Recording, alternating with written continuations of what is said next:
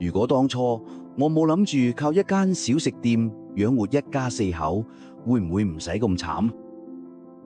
我係阿添，45歲，呢間鋪係我10幾年嘅人生。原本以為做到老都夠養老婆同2個細路，點知香港經濟差到離譜，人人都北上消費，鋪頭冇晒客。為咗唔執笠，我碌爆信用卡借晒財仔，點知債務滾到比鋪租貴幾倍。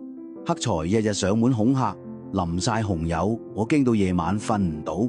如果當初我有其他技能，會唔會唔使咁走投無路？呢間鋪係我嘅一切，執咗我點面對家人？